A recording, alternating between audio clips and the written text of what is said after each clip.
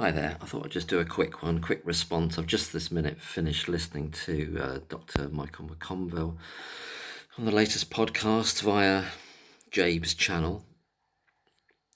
I found it absolutely electrifying to listen to. Not all of it in a sense, but I mean, it was painful to listen. I haven't watched the Panorama, but I listened to quite big, large chunks of there because they're interspersed between what Dr. McConville's saying. But listening to the Panorama, those two, dim and dimmer, as Dr. McConville calls them, and that's right, absolutely dim and dimmer, who should now, oh dear. I don't know, it was electrifying to listen to how Dr. McConville excoriated it, really. There was a few things I wanted to say. There's a long bit at the end about these claims about the extubations at the Liverpool Women's Hospital. And Dr. McConville really goes into statistical depth there. I'm not trying to repeat that or second guess it or anything like that, but I just wanted to make a point about what I heard one of the people that Dim and Dimmer was speaking to. So that's Coffee and, Moritz and Coffee, isn't it? Moritz and Coffee, Dim and Dimmer. They're speaking to someone who says to them, well, in respect of this extubation rate, in respect of it, well, either this is the dichotomy that they bring up. This is the two options that they give you, that this person gives you. I don't know who's saying it. I don't think it's Coffee. I think it's somebody they're talking to. One of the mugs that they get to talk to them. He says, well, it's either Lucy Letby at Liverpool Women's Hospital was a terrible nurse, or she was doing this thing deliberately. She was extubating the babies deliberately. Either a terrible nurse, i.e. some form of incompetence, or it's intended harm, an attempt. There's something wrong with that, isn't there? There's something deeply wrong with setting it up like that, isn't there? Because the idea that... So what it does, it brings into play everything that's been going on, the whole falsity of it all, is that whenever something goes wrong, it has to be her. So either by incompetence or deliberate harm. But what possible evidence would they have for that? Let's just say, hypothetically, what that person said, it was down to her being a terrible nurse, which she obviously wasn't. It was the opposite of that. Let's just say, hypothetically, it was. In what possible way was it down to her being a terrible nurse that caused the extubations when she doesn't actually intubate the babies? She's not the one intubating them. She's in training there, isn't she? It's earlier on. She doesn't intubate the babies. So in what possible universe can it even be a raised factor that it's either intended harm or you're a terrible nurse?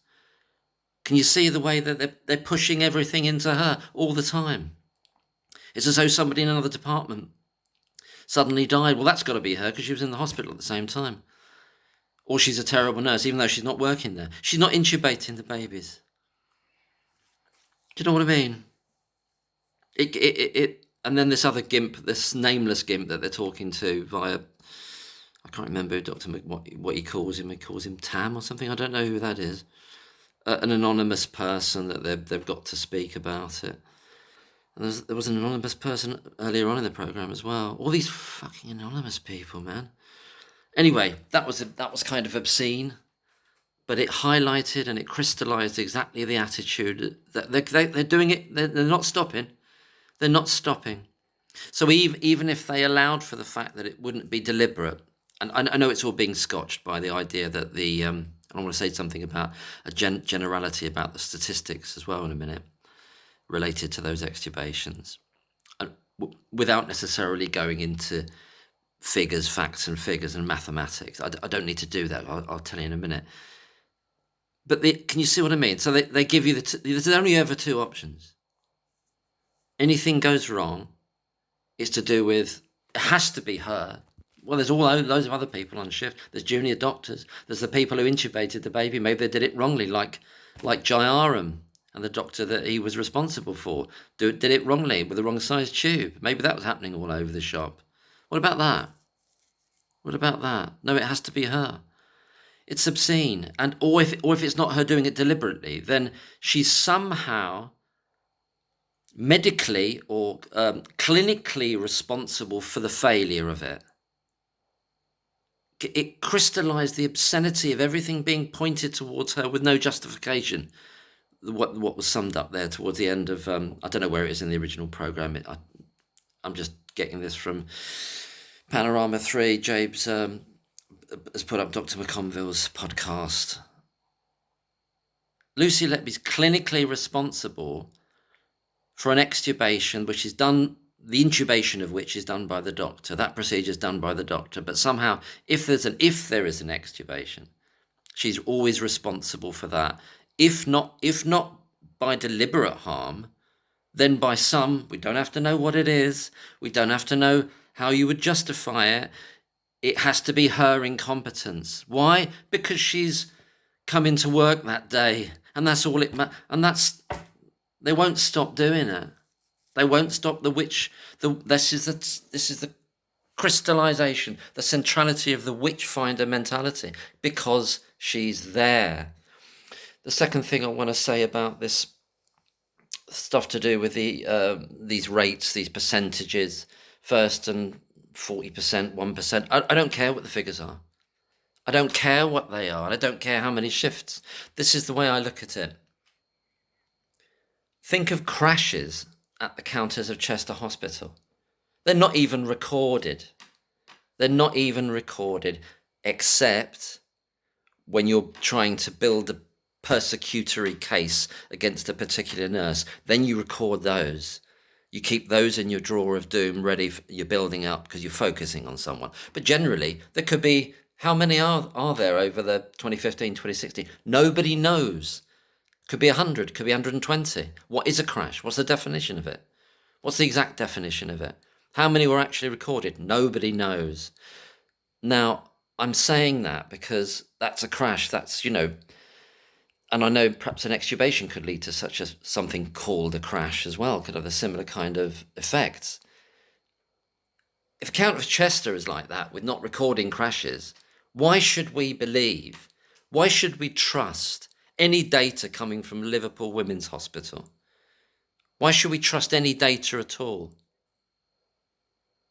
We've had FOIs from Countess of Chester Hospital from 2018, which has a radically different set of figures, very different set of figures, different months, different amounts of deaths on the neonatal unit than what they apparently end up with when you get an FOI in 2023. 5 years later, it's all changed and tidied up and all in alignment with the months that align to the indictment deaths. And they can do that with deaths. Why would we trust, what I'm getting to cut to the chase, why would you trust any data from any of these hospitals about anything whatsoever?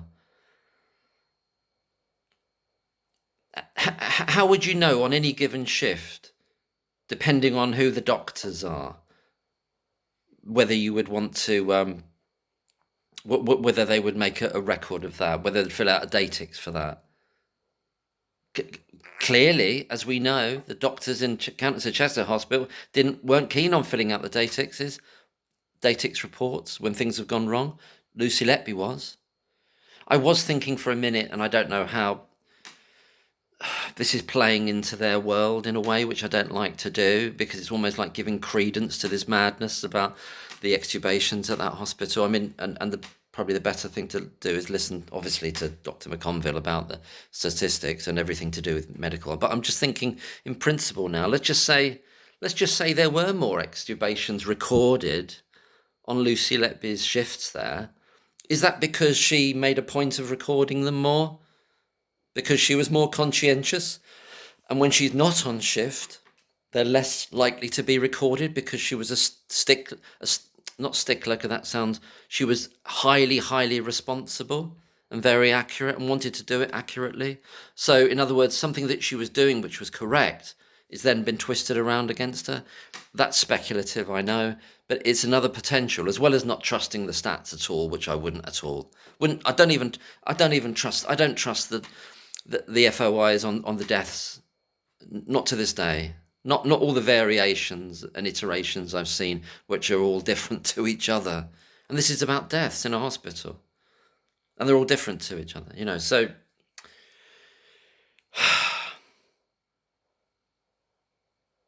there's other things I want to say about it. It just infuriating. It's a wonderful podcast by Dr. McConville. It's absolutely scintillating is the wrong word. It's gripping, absolutely gripping, but it's kind of maddening as well. And listening to Dim and Dimmer, it's cringeworthy, but it's more than that. It's sinister. I react very strongly to voices, and I find their voices, intonation, especially Moritz, but both of them actually, I find it. I'm immediately listening to people who I wouldn't trust about anything at all. I just wouldn't trust them. I'd put them in the camp with somebody like Hancock, the former health minister, or any politician. So, yeah, that's a point I wanted to make about that. This thing about Hall, Professor Hall, Dr. McConville makes the point where, so I can see why he wasn't called now, and I can as well then. He's muddying the waters now. Now that Lucy Letby's got a chance to overturn this miscarriage of justice, he's saying, what did he say? What the panel is doing, what they're doing, the evidence, it could rebound on them. What's have you got something better to offer? Have you? You weren't even called, and there probably was a good reason why you weren't called now. I started, perhaps in error, to think, well, has he been got at? In other words, you can't go all the way, but has he been got at to throw a bit of shade, to throw some shade, even in a very sort of, I'm not saying sly way, but in a kind of a slanted way at the reports. And as Dr. McConville says, he hasn't seen the full reports because nobody has, they're not available, the ones that are now with the CCRC. But this is a person, and look, people in these fields, I'm not saying all of them, but some of them are very competitive. They might not show it in everything they're saying, and it might be like covered with layer upon layer of pseudo-professionalism or actual professionalism. So many masks that they're wearing. What could be driving him in a sense is that I know this is going to be turned around now, and it wasn't me that helped her. I was surplus to requirements according to with the defence, the original defence, and now these people have come along. Yeah, okay, they're experts and everything, but I'm it's almost like a reassertion of his position. Look, I'm Professor Hall, by the way, and I know these people are good, but throw a bit of shade on it to say, well, maybe they're not as good as they think they are. Kind of muddy the water a bit. To kind of say, well, almost like out of a kind of a woundedness or a spite or a kind of, and it will never be heard in that way, but it will be, but there's an intention there to want to weaken what's happening now because he wasn't called. I think that's what I suspect in terms of human nature.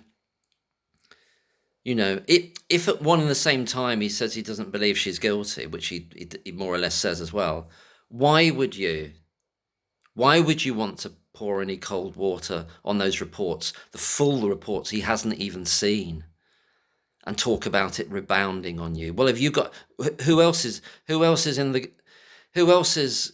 possibly going to help Lucy Letby? It's not you, Mr. Hall, Professor Hall, and it's never been you. It's obviously never been you. Yeah, maybe you should have been called, but maybe you shouldn't. Maybe you shouldn't have been. But then, or maybe in an ideal world, you would have had Shu Lee there and all the experts. But what's the chances of the justice system supporting and allowing that? The old hideous thing about it's not new evidence came up again in relation to Baby K and Jai Aram's discovered, which he obviously knows about, and the idea, well, they could have the defence at the appeal for the baby K case, they could have brought it up, but they didn't. They could have brought it up, but they didn't. Apparently, yeah, that's what they say anyway. I don't trust anything anymore. Anything that is said from the other side. But anyway, assuming that's true, it's almost like, oh well, but that's not new evidence. Then it's almost like, oh gotcha, well gotcha then. Oh well. That just keeps shining a light again and again and again, a glaring light on the hideousness of the justice system, doesn't it? Every time, every iteration of that, every example of that just says, well, you're dealing with a monstrous psychopathic system that would say, oh well, oh your council didn't make a fuss about this, and now we're trying to get it through the CCR. Well, it doesn't exist. It might as well not exist. Because you could have used it, well, I keep saying the same thing, could have used it at a particular time in history. You didn't do it. That person didn't, that particular barrister didn't do it. Nobody can ever do it again. Even though it could show that you weren't guilty of it. Even though it can destroy the prosecution's case. You won't allow it to be effective ever again. You won't allow it to be effective. You won't allow it to exist. Essentially, you won't allow the truths to exist in your nothing to do with justice, in your fucked up legal mind. Your fucked up legal mind won't allow that truth to exist or to have any purchase on reality, even though it is reality. Because you'll say, well, no, it can only exist if it's brought forward at a certain point in time. Once after that, in a certain venue. After that, it's almost like, yeah, okay, it's there, but it means nothing. It's the truth, yeah, but it means nothing. This is anti-justice, obviously. It's anti-truth. It's a kind of a mixture of insanity and evil. That's what it is. And I think people will either get that or they don't get that. If they're so invested in working in those systems and thinking that's good enough, if they think that's good enough, then they're just arseholes, basically. And there's something deeply wrong with them. Deeply, deeply wrong with them. And there's lots that do think that's good enough. They do think that's good enough. And they've got the chutzpah to say, oh, well, I work for the justice system. Well, they're a bunch of fucking phonies then, aren't they? There's some other stuff I wanted to say that comes up in this. Please watch it. It's the on Jabe's channel. Obviously, a lot of people will be watching it already, but it's Dr McConville's podcast. What else was I going to say? I should have taken notes. I found it quite painful to listen to, not Dr. McConville, but all the Panorama stuff. I found it's sick making. It's this kind of play acting by Dim and Dimmer, Moritz and Coffey, as though they're on the hunt. These are kind of pseudo detectives on the hunt. Who to believe? Oh, for fuck's sake, there's never been a shred of actual evidence at all, and there's. I just remembered another thing I wanted to mention about it. There's a part in which this pseudo-detective work by Dim and Dimmer is this idea, well, who are we going to believe? Because there's more than one potential cause of death for baby O. Maybe there's up to 2 or 3, or combinations of which are part of a process. I can remember the other thing I'm going to say as well. Which are part of a process in relation to baby O. But there's no actual evidence of intended harm from Lucy Letby. There's no evidence.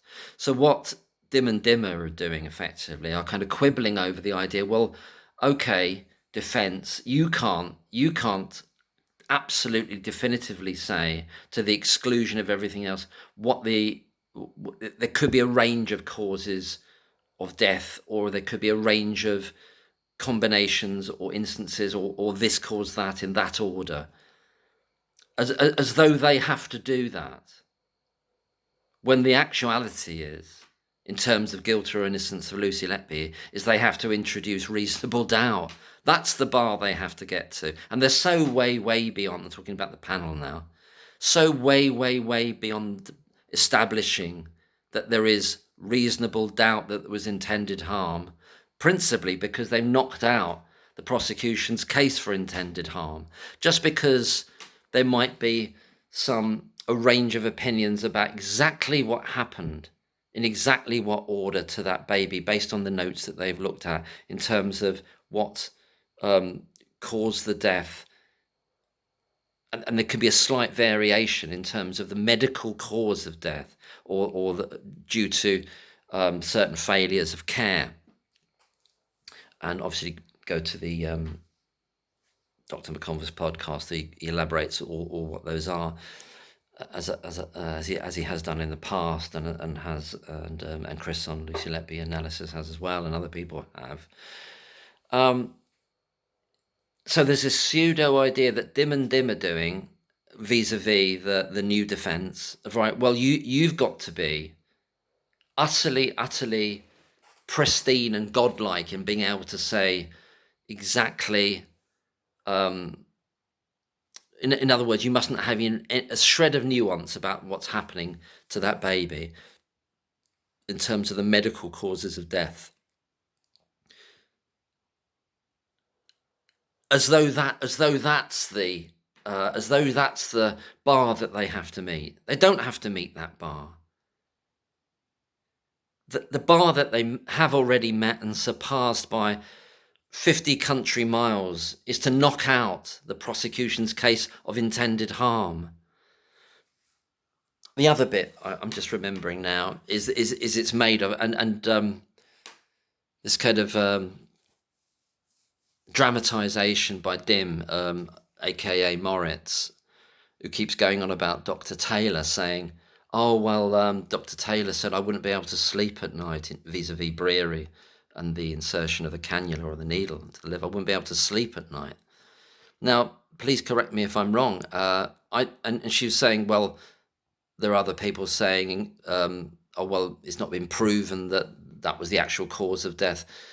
But as Dr. McConville says, well, no, that's not what Dr. Taylor is saying. It's part of a process of things that have been happening. Again, it's this kind of focusing in. If you can't say exactly what happened as part of a very complex process, that means, well, it was murder then because you can't do it the other way. No, they've more than established reasonable doubt, have they not? In every possible case, by virtue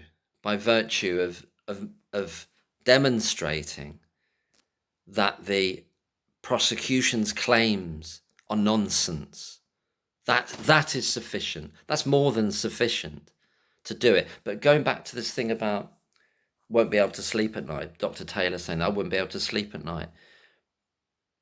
I believe, and this is partly from memory now, part of the reason he's saying that